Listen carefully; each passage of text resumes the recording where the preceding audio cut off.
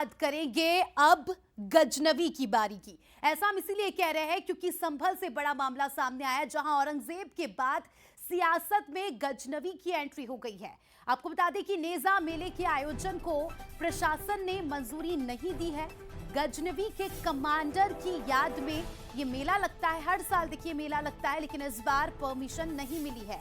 सैयद मसूद गाजी की याद में नेजा मेले का आयोजन होता है। गजनवी का कमांडर और भांजा था सैयद मसूद गाजी।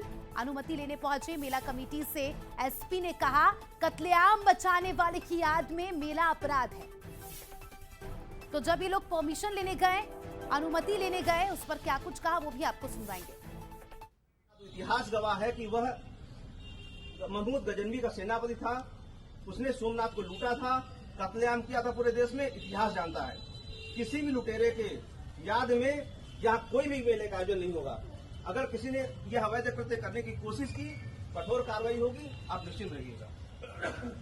किसी भी लुटेरे, फिर कह दूं, किसी भी लुटेरे के प्रति आप अगर कहेंगे कि ये बहुत अच्छा है, बड़ा अच्छा दर्जा वाला है, तो बिल्कुल नहीं माना जाएगा।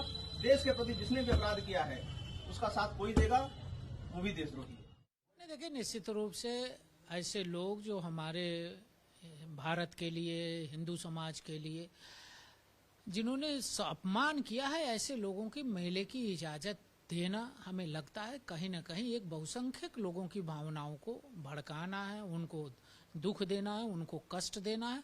इस पर प्रशासन अपना फैसला करेगा। प्रशासन दोनों पक्षों को बातों को सुन रहा है और निश्चित रूप से इस पर जो जनहित में होगा वो फैसला भारतीय जनता पार्टी की सरकार करेगी। निश्चित तौर पे जो बयान एसएसपी का आया है वो बहुत ही दुर्भाग्यपूर्ण है। इसी को लोकतंत्र की हत्या कहा जाता है।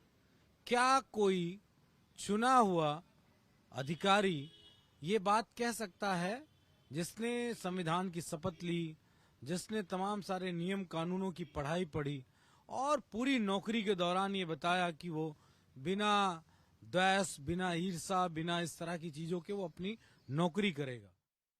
कोई परंपरावादी मेला है और वर्षों से लगता चला आया है, तो इस पे रोक नहीं लगनी चाहिए, बल्कि पुलिस को कानून व्यवस्था कैसे सुनिश्चित हो उसके लिए अपना फोर्स मुहैया करा के मेला होने दे। और मुझे लगता है पहले से अगर परंपरावादी मेला है तो समाज में कोई भी दिक्कत नहीं आएगी, मैं ये मानता हूँ। चलिए, इस पूरी खबर पर चर्चा के लिए हमारे साथ हमारे न्यूज हेड शरद द्विवेदी जी जुड़ चुके हैं। शरद जी, हम देख रहे हैं औरंगजेब के बाद अब गजनवी पर लगातार बयानबाजी शुरू हो गई है और यहाँ पर अभी हमने पुलिस अधिकारी की भी बाइट सुनी थी। उसको कैसे देखते हो, उसको लेकर क्या कुछ कहेंगे? देखिए, अभी जिस तरह का परिवेश है, जिस तरह की चीजें चल रही हैं, उसमें एक भावनात्मक विरोध है उन आक्रांताओं को लेकर हिंदी पट्टी में देश की, खासतौर से फिल्म छावा के बाद जिस तरह से संभाजी का एक औरंगजेब के साथ युद्ध के दौरान जो बर्बरता और क्रूरता फिल्म में दिखाई गई और इतिहास में भी दर्ज है, वो उससे एक नाराजगी पैदा हुई है और ये कुछ समय तक बनी रहेगी। और उत्तर प्रदेश वो राज्य है जहां इस तरह की भावनाएं और अधिक हैं। और हालांकि ये मेला बीते कई 100 वर्षों से होता चला आया है, ऐसा दावा आयोजन समिति का है। और ये भी कहा जाता है कि पृथ्वीराज जी की राजधानी रही है संभल, और वहां पर जो युद्ध हुआ था उस दौरान बहुत सारे सेना से जुड़े हुए वरिष्ठ ओहदेदार जो थे वो वहां फतेह हुए थे और उनकी जो मज़ार है वो वहीं बना दी गई थी।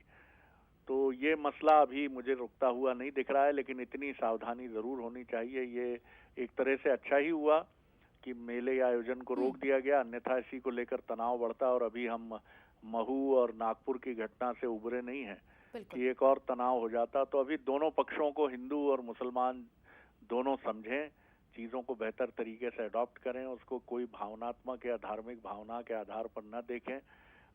फिलहाल तो यही कहा जा सकता है। अस्मिता, बिल्कुल बिल्कुल, बहुत बहुत शुक्रिया आपका सर जुड़ने के लिए और जानकारी के लिए। अब बात